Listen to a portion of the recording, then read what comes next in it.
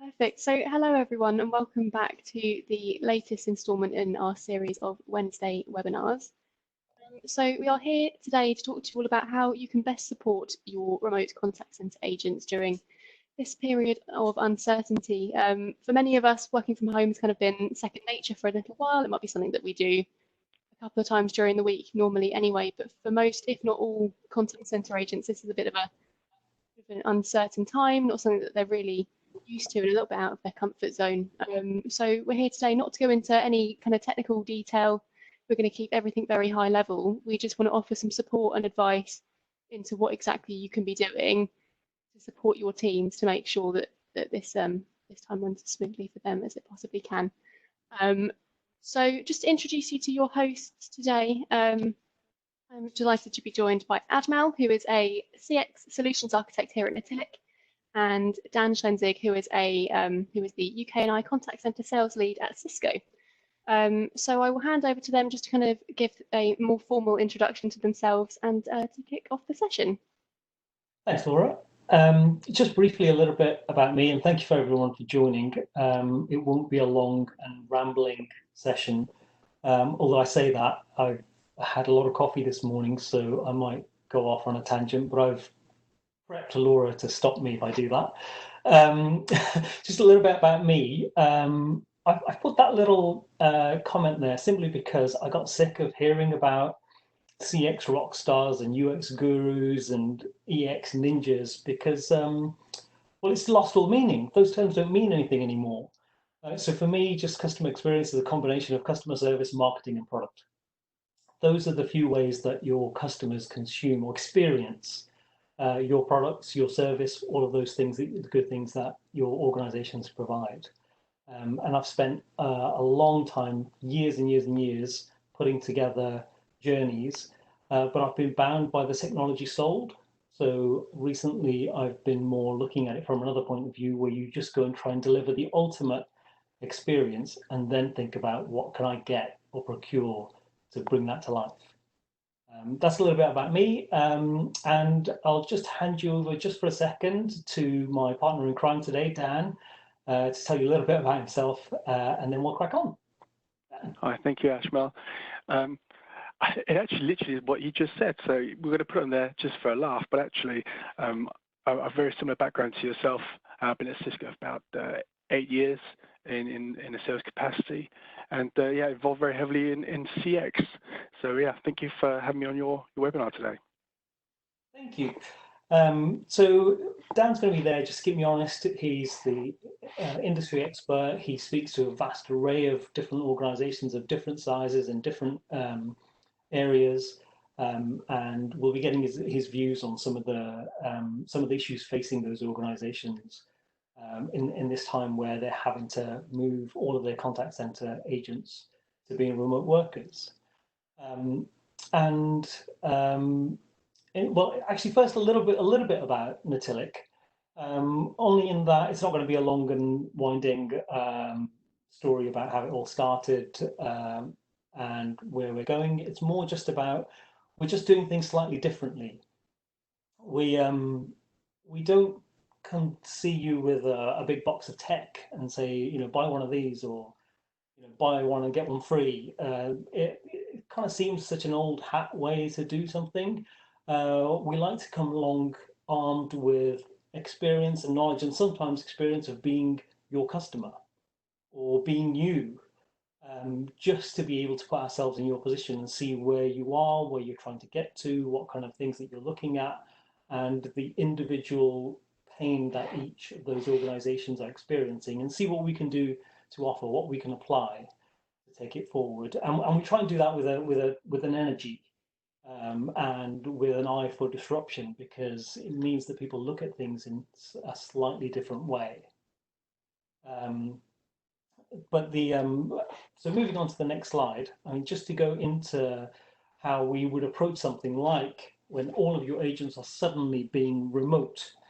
Now, this is, we're talking about this now bizarrely, but technology for moving agents to being remote has been around for about 15 years. Some of us who don't work in the contact center environment are pretty much used to working from home. We have a process for working at home and a setup.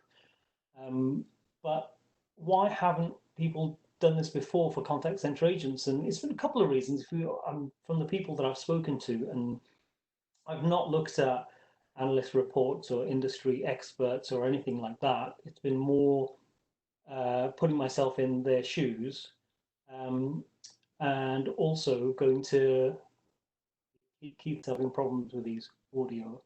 I might slow down just a bit. But it's been more about speaking to people who are in that position, who are trying to move their agents, talking to agents, what their experience they've been having working from home, and the challenges. And if you think about the main reasons that people have given for not being able to do this before, a lot of it's been to do with confidence and also trust. Now, that's an important part, trust, because the type of person who might be an agent for a short period of time might be a student, might be a young person, or there's somebody who's kind of transiting through that role, whereas the experts in that field who've been doing it for a long time are more established, might be slightly older. So there's very different profiles of people who might work in that environment. But historically, the trust thing is a bit not disingenuous, but not a valid reason, because the role of a contact center agent is the most monitored role that I can think of. If you think about what's being monitored, it's the quality of the interaction from the information being given, compliance, adherence, efficiency, what they're saying, how long they're logged in when they go to the toilet, how often they go to the toilet, how long they go to the toilet. It gets a bit crazy when you think about it. But do we actually know what those agents in any kind of way, other than apart from a set of stats that they generate? The environment that we're in now, you have to get to know the agent as a human being, because they're shifting to an environment that they're not used to, that there's a challenge in trying to, if you think about that, someone who's transiting through that role, they might be in shared digs, they might be living with their parents, so they might not even have a desk, a chair, somewhere to sit, somewhere quiet. On the other end of the scale, they might have children, they might still not have somewhere to sit or a desk or a space dedicated to them, but a family and family priorities around them. Now, in these times, those things don't go away during school times, during, and they might have a partner who works, they might be a single parent. So how do you overcome that? And this is where you're getting to know your contact center advisors and agents in a very different way as human beings. And how can you accommodate all of those things while still making sure that you're getting that fantastic customer experience or customer service to your customers? And that's the real challenge, because you could change shift patterns, for example. You could make it so someone who has children, they can do a really early shift, a few hours. They can have the bulk of their day to spend quality time at home with their families, their children, and then do a late shift. But while building in some time for them to have time by themselves, time with their friends, downtime, and all of those things are incredibly important. But how do you work out how that works for the individuals? Because not all individuals have those priorities, and this is where you get to know those people and connect in a very different way, while trying to keep all of the processes and technology that you have within your contact center working in the same way. Because we can stretch things like recording and monitoring and desktop applications to people's homes. So it's but the difference is, some organizations have spent a long time planning for something like this, whereas others have had to do it virtually overnight. So someone's been sat in a contact center in a big building taking a lot of calls, socializing when they have breaks, water cooler moments, to suddenly being sat at home with a whole load of other priorities, trying to juggle them all at the same time while still trying to match a shift pattern that worked in the old way of working when they were in an office and they could arrange their outside life to be on hold. And this is where it's very different, because I've known people who've had to move up to 1,000 people out from a contact center, and they've had to just go onto Amazon or go to IKEA and order a whole load of hundreds of desks and chairs and get them sent out, because you're going from a building and a contact center with hundreds of agents, advisors, to going to hundreds of contact centers with a single agent. And that's a tremendous challenge when you think about it.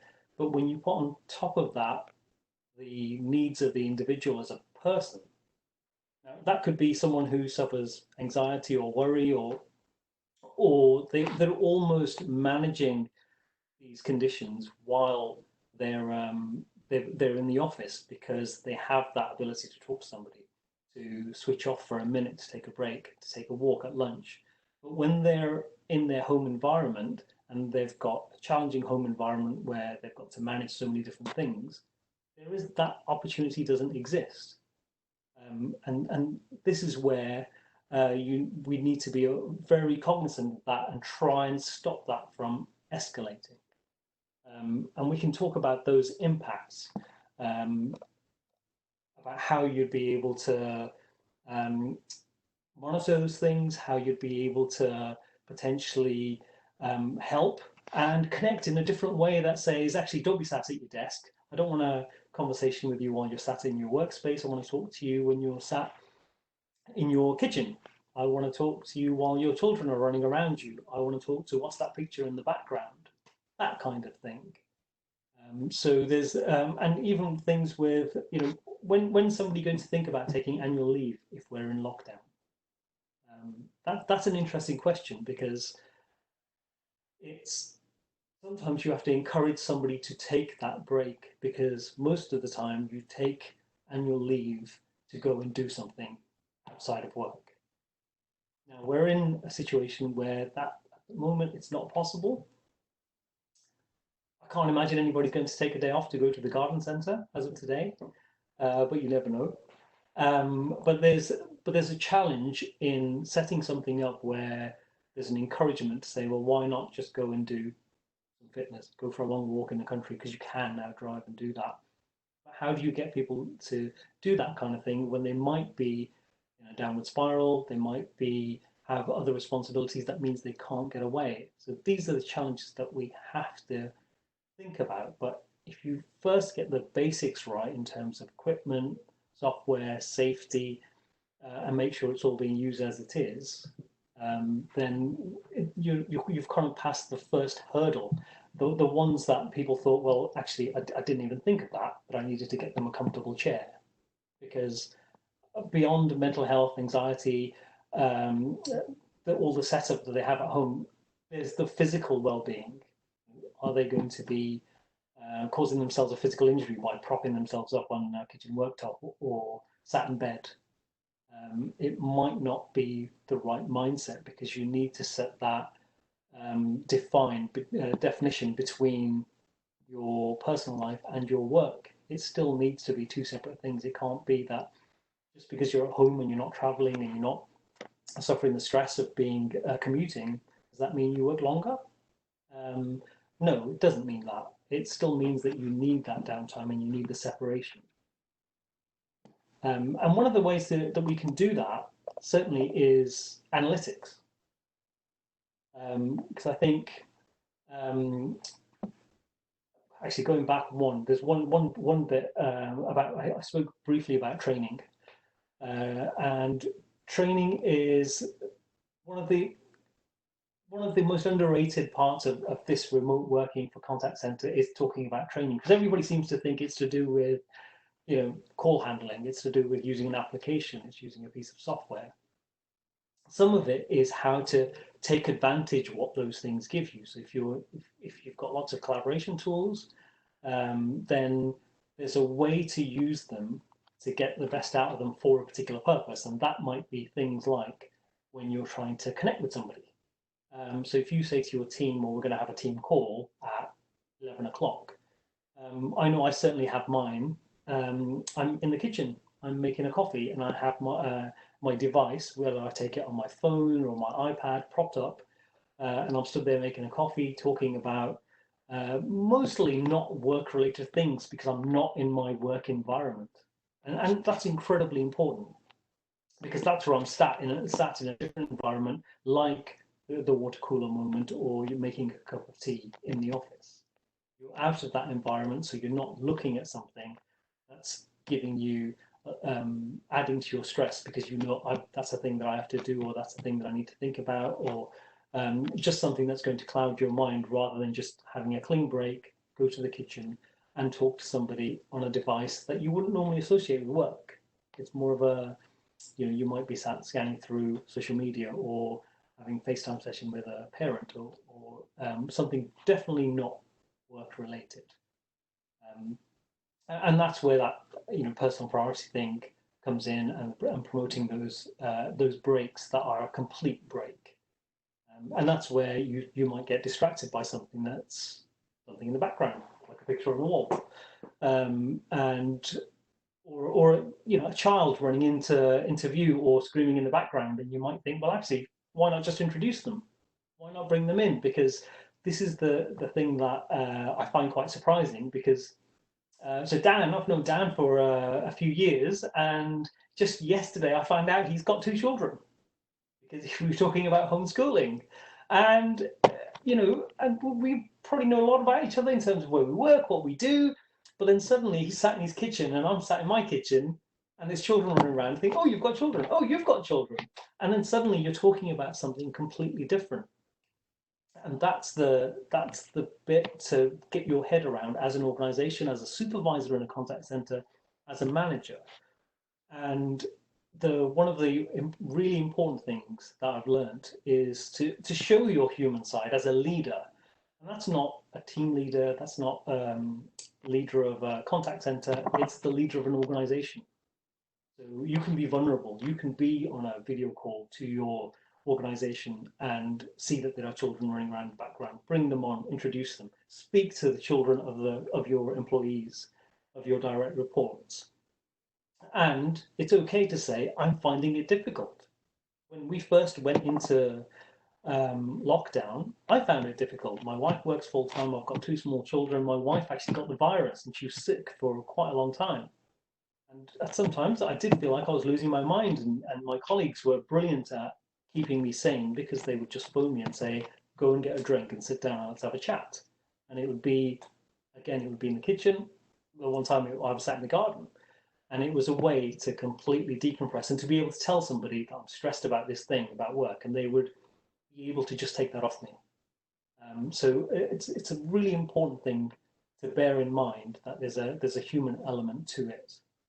And sometimes if you've got a big organization and you think, well, how do I then check on the well-being of everybody? And everyone talks about analytics all the time, and analytics is a real funny one, because a lot of the times you speak to somebody about analytics when they say, well, I've actually got this problem, and you're there going, I want to say analytics is the answer, but I know they're going to turn to me and go, actually, you're just trying to sell me something. But it's about applying the right solution, software, technology to the right problem. Because what we do, analytics is generally the last thing, because let's make no bones about it, it's an expensive solution to bring about the efficiency and compliance and adherence and quality in all of the interactions that you have with your customers. But when you're doing 10, 15, 20% of those interactions and someone's doing them manually, I don't think it's an option anymore when all of your agents are remote. Is it really an option? Because those same analytics take on a different business case, because they can now be turned towards the agent. and you can actually measure the well-being of an agent as well as all of the things they're saying and doing, and measure the interaction that they have and what the feedback is from the agent. I mean, from the customer. You get that anyway, but now you can just turn that same solution a different way. And the things that I'm talking about are where you can measure things like, you know, the pace, the anger, irritation in the voice, monotonicity. You can measure that. Try saying that 3 times really quickly. It's really difficult. But you can measure that. And what you can do is you can, from that, take, well, how engaged are my contact center agents? Because you can't see them. And when you speak to them, you might speak to them on the phone, but you know, even if you encourage video, you need to be able to measure it in a way that gives you an indication of, can I proactively, much like you can do with your customers, can I proactively reach out to my contact center agents and say, hey, are you okay? Because I've seen something that says they might not be okay. You don't want to get to the point where it's spiraling out of control and their home life is suffering. They're going to be off sick for a long time, which will make it worse because they can't even go and see anybody. So they'll just be locked in the house and not even engaging with you through tools that you've sent out to them. So there's ways that you can have, I mean, we've rolled out a couple of portals for customers where they can go and do this kind of training, which isn't really work related. There are exercises and there's bots and things that contact them and ask them to do silly things that try and get them more engaged in something that decompresses all of the buildup of and the anxiety of being, because there will be people who have an increased level of anxiety because of all that's going on. Let's face it, you know, it's a crazy time. I'm very careful not to say unprecedented there, because there's been an unprecedented use of the word unprecedented, and I'm trying to reduce that, and I've probably just doubled it now. So Laura, can you edit unprecedented out of any recording that we put out there? But it's a fact that we need to be aware that people will be affected by, after all of this is going on, more than we think. And if there's a tool available that not only delivers all of that good stuff that, you know, everyone's already talking about, you know, within your organizations, you'll be talking about analytics, speech analytics. What's it going to do for us as a business, for my customers, an uplift in the service that we deliver to them? Certainly on that, obviously on that voice channel, but all of the others as well. Then why not leverage that? Leverage that for something that wasn't expected, and then you can see that actually I'm getting this great insight into which agents are struggling in this new world, and I'm reaching out to them with not only the tools that you've got, but that human element, even if it means that you're just making them a video call after work, saying, grab a drink, let's have a chat. I'm gonna have to have some water because got a frog in my throat.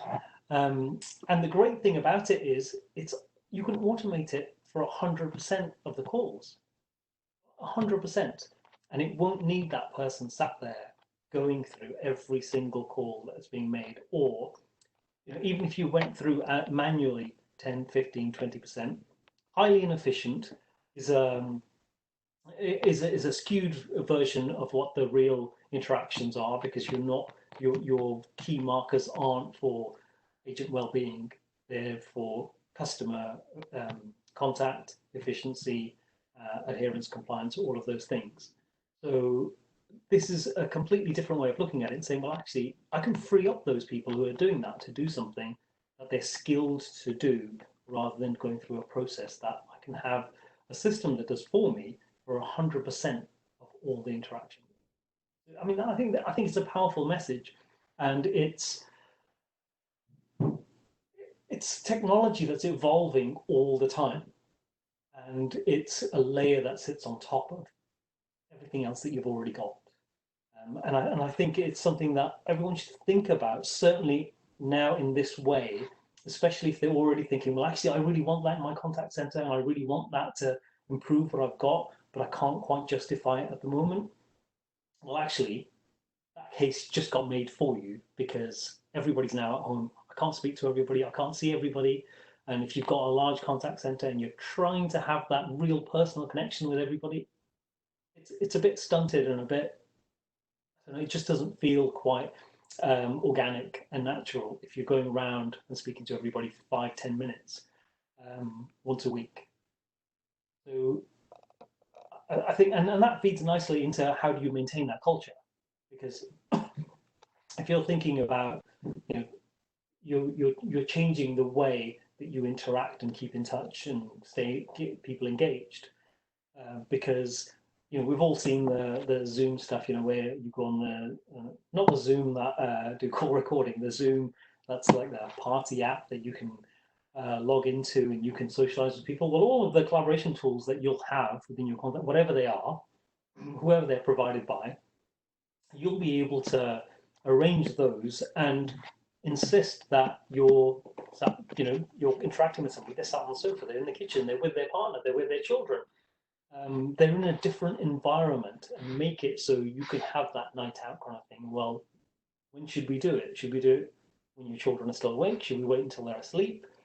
And it means that you're engaging with somebody in an environment they're very relaxed, and then you can go with, it's almost, it's a strange way to look at it, but you could almost go with an agenda to go through topics that you know that you all want to discuss and that are nothing to do with work.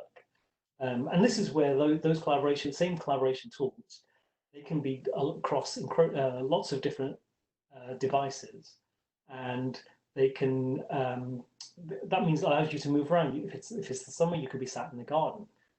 And these are the kind of things that we've seen from our customers. That, we didn't go out there and say to all and sundry, hey, we can spin you up this amazing technology in 5 minutes and sort out this problem. It kind of felt jarring and incongruous with our belief as an organization that we're not going to go out and ambulance chase. We're going to go turn to all of the customers that we know. Don't get me wrong, a lot of customers have come to us and said, help us out.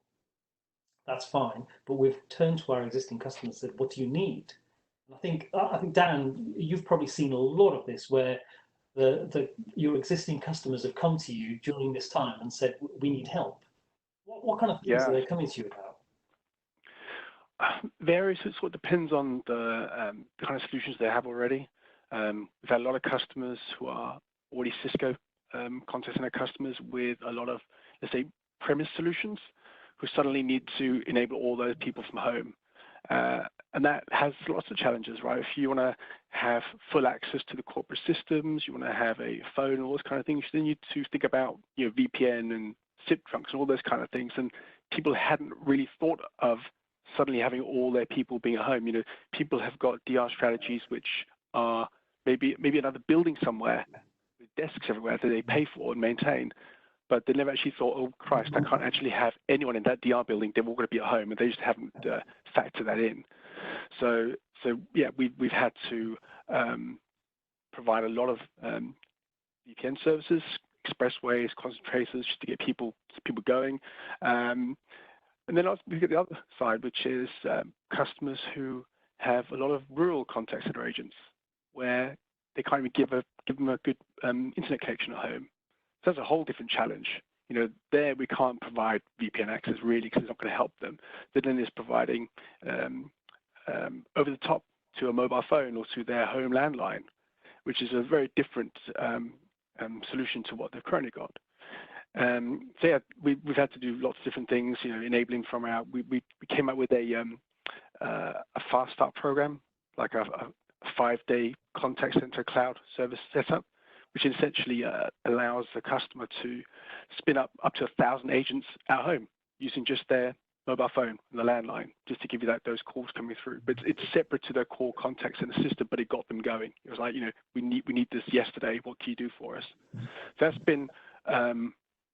that's been quite successful, and we've had some very big organizations like NHS 111.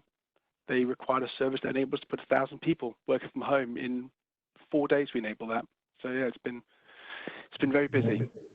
That's a great example, because those are the kind of organisations who never would have thought this would happen. It would be something that they need to do really quickly, and that's why they've had to come to you and go. And it says a lot about, I guess, Cisco as well, that an organisation has come to you like that and said, "Help us, we're stuck," and you've had to go and say, "Right, we're gonna do this for you." And that's brilliant, because there's the two types of organisations. There's the ones who are probably thinking, "Hey, we should probably do this in the future," and as soon as all of the stuff started to build up about COVID and rumours of a lockdown or stopping travel started to happen, that people started to make big plans. But there are those that just didn't have a plan at all, and it was one day they were in the office, and the next day they thought, "Oh no, we've got to work from home." And it's really interesting to see, the way that things are going to be in the future. Because someone like the boss of Barclays, Jess Daly, to come out and say, well, the time of big buildings with thousands of people sat around in desks, they're over. And even now, that feels so weird now to think about it that way. Everybody is going to change the way that they consume services and use services, and the way that employees and organizations interface, and the way that customers and organizations talk to each other. But the changes that will be hopefully lasting will be the ones like contact center agents working from home, because for organizations that will mean that not only will they not have these huge buildings that they pay millions of pounds for, but they'll also be looking at a talent pool that could be geographically, they could be anywhere. They could be anywhere in the world. Because, if someone who lives in the Outer Hebrides, who's traveling miles and miles to get to a town or a city to go to work, then they have to drive there, or someone who has to go on public transport a really long way. Those days, are they going to come back? Because right now we've got less pollution, less congestion, fewer traffic on the roads.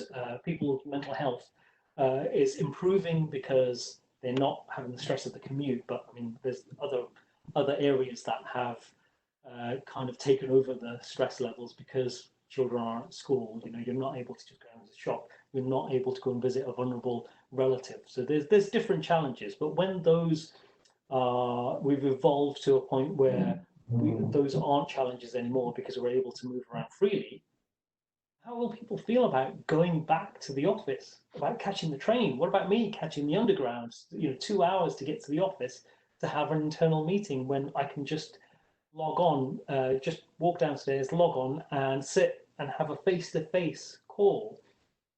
It's a different way. It's going to be a different way of working and living, and I think there's a public or an out-facing view that everything's on a go slow, that everyone's at home and they're looking for things to do, which is why the garden centres are open, because people are frustrated, they can't do the garden. DIY stores are open because they can't do the house. But I'm not sure I buy that view, because for me, I have less time than I've ever had. And I know that people who would are contact center agents, if they have a partner at home who's also working, they have children, you can get to the end of the day and feel like, well, that was a horrific day of work, and that was a horrific day of me as a parent, and you can feel like a complete failure. But if you have the tools in place that's recognized, and you can do things like change shift patterns, make your policy on annual leave a bit different, because there will be people who just isn't occurring to them to take time off, because they feel like there's nothing that they've got planned, they're not going anywhere, and we just might as well work. But having taken some time off myself last week, and it was only a day, I can completely feel the benefit of it, because you're kind of reconnecting to the world outside of work without doing anything, without being distracted by trying to juggle too many things at once. And the great thing is, if you're talking to, I've been talking to a lot of existing customers, potential customers. I've talked to a lot of friends in the industry and agents who are going through this. And they said that that's the difficulty. You know, they see everything on social media, and they'll have friends who've been furloughed, and there's they see this perception that the country and the world is on a go slow, but their personal lives and their work lives, they just come crashing together. And it's been a really interesting, not interesting. It's been for some devastating.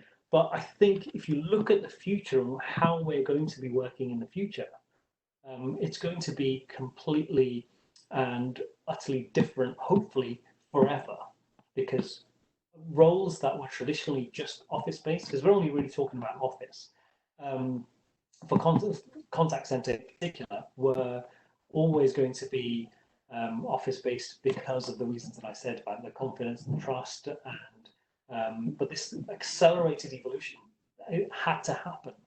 And I think this is a time of opportunity to try and embrace that and take advantage of all the positive things that's come out of it. And those are the less pollution, the less travel, the less stress involved in just trying to get to work and move away from the old way of working. And it means that our work and life balance is completely different. And we can use technology, the training hubs and analytics and all of those things that we've spoken about, to keep the separation but keep the engagement. And you should come out of the other end with a better relationship. And getting to know your employees in a way that you thought, I've never seen you in that light before. And I've just never saw Dan as a parent before, and now look, he's just got the air of somebody really responsible now. but it's that. Well, thank you for that. but it's very, very much that kind of getting to know people in a very different way, and I kind of like that. But this period right now, there's a high degree of stress for a lot of people, and it's me. There's certainly contact center agents who've got lots of responsibilities outside of work that don't go away. In fact, they are more pronounced now that we're in this situation. And once those things subside and we're back in schools are back and we're in and people's partners are back at work, and they think, well, hang on, I can take a break. I can do all the stuff that I need to do at home. I can go for a walk. I can go to the gym, come back and log back on and do my work. And I can be more fulfilled while still being good at what I do, being engaged at what I do, and enthusiastic about what I do, and bring that energy to both. Those are the kind of things that I think will be very different. I don't want to go on too much more because I could just go off into a rant, but I think it'd be great to see if there's any questions. Laura, have there been any questions? There has, yes. So I am just going to get up the Q&A. Perfect. So the first question, I'm going to throw this one at you, Ajmal. So what tools do you recommend using for social get-togethers after hours? So what I always say is, and the salespeople are always, don't thank me for this, but you have to look at what you already have. Don't always look at what do I need to go and get. You'll be using something for collaboration. And what you need to think about is, well, how can I stretch that? And Dan, you might be able to help on this one, but if you can then install, WebEx Teams, for example, I use WebEx Teams and I can install that on my personal phone, on my iPad, I can use it when we have a social get together for work. The thing is, people talk about this Zoom application, and that's there's a whole load of security flaws. There's a whole load of issues with that. Whereas, if your organization is using something like WebEx Teams, like we use, and I can go and use that, and I know it's secure, and my organization is happy for me to use it, and we're doing it for a social gathering, it's easy. And if your organization is making it easy to do that, then great. And I mean, Dan, you must see people coming to you and saying, I want to be able to use something I've already got in a different way. What's the implications? Yeah, I mean, we do it ourselves as well internally. We have, back to your point earlier about keeping the sort of camaraderie going. We have a regular 12:30 water cooler team space. So people sort of aren't allowed to talk about work. It's on every day, and there's about 20 people who are part of this team, and we just connect in via video, or if I'm out for my walk, then I'll connect via my iPhone and have a chat, and just to talk about something other than work, which is really nice. That's a really good point, because I've done exactly the same. I've been out for a walk and I've done that water cooler type call, and you could just flip it to video straight away, and you're showing somebody something that you've seen on the walk. I live next to an alpaca farm. I always flip the video on and say, oh, look at this alpaca. I'm sure I'm just going to get. They don't attack people, do they? Alpacas. But I normally walk through a field and it's full of alpacas, and I think that's a really good point, that you can just use the tools that you've got, that your organisation has already provided, and as an organisation you can look at and go, well, I want to be engaged with people more. But before you go out and start looking at lots of different things, look at what you've got and see if you can leverage that. And certainly it goes back to that analytics bit as well, for the organisations that already have analytics tools. That's where you need to look at and see, what have I already got in a part of my organisation that I can redefine how it's used. That would be amazing. Perfect, that was great, thank you. Just one for Dan, actually. So we've had a question asking, our customers contact us through a wide range of channels, not just over the phone. Can you support omni-channel contact centres from remote workers? Yeah, so all of our solutions support full omni-channel. So actually the one we did for the COVID response, the 5-day setup was actually excluding multi-channel, just because it was more of a cookie cutter, just get it set up quickly to get people work from home. But actually enabling email and web chat and other channels isn't really a big deal. It's all part of the same core routing engine. So yeah, you can definitely do that. And also, just on that, if you're using omnichannel to talk to connect with your customers already, then it wouldn't be a huge deal, depending on the type of software that you're using and the type of technology that you're using, to just stretch that, and for the agent to experience exactly the same user experience that they have in the office, and to be able to maintain that when they're working from home, and that would be with the same security, the same quality, obviously depending on broadband and things like that. You'd be able to make that a remote role without compromising the tools they're using, the way they're using them, and the quality of interactions with your customer. Oh, just that one. I just saw someone's asked, can we demonstrate Cisco contact centers remotely? And Dan, you've responded with that. Yeah, there's lots we can do in that space. We can do a recorded demonstration. We can do an actual live demonstration, and we can put together a relative an experience that relates to the type of industry you're in, and the type of customer that you have, and the type of channels that you'd like to see in action. I suppose just to add to that, there was a follow-up question about cloud-first strategy. So this is a multi-tenanted contact center as a service. So it is a native cloud application. So it definitely ticks that box for cloud-first strategy. Yeah, and also you can have hybrid environments, because we're in that period of time where a lot of people are leveraging on-premise or private cloud technology, and it might be doing exactly what they want it to do, and it's fine, and they want to, I don't know, sweat that asset maybe.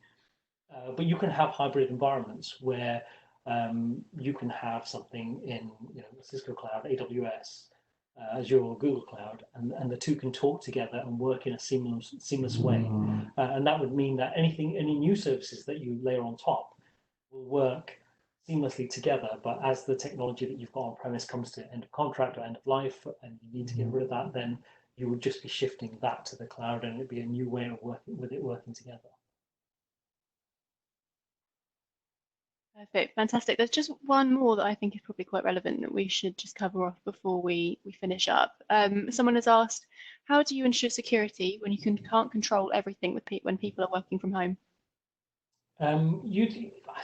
I mean, Dan will have a view on this, but I think it works. It works in the same way, because for contact center, they will still be using machinery that your organization has provided. So they'll have the same security on there, the same levels of monitoring, and it's not like it's you've opened a gateway or something like that. You still have a secure connection into your environment from what the agent has taken home in terms of software technology. So it's not like it will be massively different, but there are challenges. There's connectivity licenses. And I think, Dan, you've probably been tasked with this kind of question before. Yeah, so actually there's a few different ways of doing it. I mean, yes, you could provide a laptop to everybody and they can take that home and have a corporate laptop. But actually what we've seen in COVID is actually there's just a lack of computers. So I had one client, they literally have thousands of contact center agents. They just couldn't order enough of them. So they had to get people to use their home computers. And actually it worked very well, because what in effect they did, we have the cloud platform. So it's a Cisco web portal. They log in, it's hooked into the customer's own AD.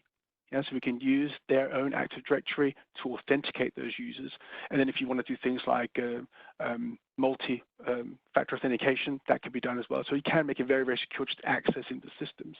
Then, of course, once you're inside the environment, call recording, any of the analytics we're talking about, those are all inbuilt in the solution and managed in the web, and is all PCI compliant and ISO compliant, et cetera. So that can be secured. On the other side, you still need access to the business application. So depending on what your strategy is there, so if you are using, let's say, Salesforce or Dynamics, these are native cloud solutions anyway, so you can connect to them from anywhere. But if you have, let's say, on-premise CRM systems that you've built, then of course you need to have some kind of access, be that through Citrix or whatever you decide to use for the agent side. So the devil's in the detail, but there's lots of different ways of making that manageable. Fantastic. So thank you everyone for joining today. We appreciate you obviously taking your time out of your day to come and have a chat with us. So just kind of what Ajmal touched on, just around, can we provide kind of remote contact center training solutions, etc. So if there is anything that you would like to get in touch with us about one-on-one, then please do contact us at hello@natilik.com, and we can arrange a session where we can take you through a remote showcase of all of the contact center solutions that we would have been able to have shown you in the office. We are now ready and set up to show you that one-on-one remotely. Or if you have any further questions, please do get in touch with Ajmal directly or Dan. I'm going to share the slides from this session afterwards, just if you don't manage to catch anyone's email address that you would like to get in contact with. I will share everything afterwards, and we've also been recording this session as well, so we'll also share all of that with you as well. So just, to reiterate that point, please do keep in touch with us if you have any questions, if there is anything from this session that we've covered off that you would like to go into more detail around. Our guys are really experts in their field, and if there is anything that you would like to ask, I'm sure they will have the answer. But yeah, thank you, Dan and Ajmal, for joining today. Yeah, it's been a really insightful session. There's lots that from an organisation perspective we can take away, but just as individuals as well, how we get through this time. So yeah, thank you. There's one other question just at the end there about whether we have portals and guides for agents. And while we have those, and we have the means of setting up a portal and being able to interact with it in a slightly different way, not like a portal where you just go in and it just comes up with a whole load of stuff and you just think, where am I looking? It can be customized to who's logging in, what they're doing, but also it can be different guides that aren't always technology related, and it has a way of being updated and being customized that is slightly different. But we've got examples of that that we can share with people, and we've got examples of being able to engage internally, externally. So yeah, reach out to us. That'll be great, and just be mindful of that all of the things that you're doing now, everybody is challenged with working from home and looking at it as, I need to do this and I need to do it quickly.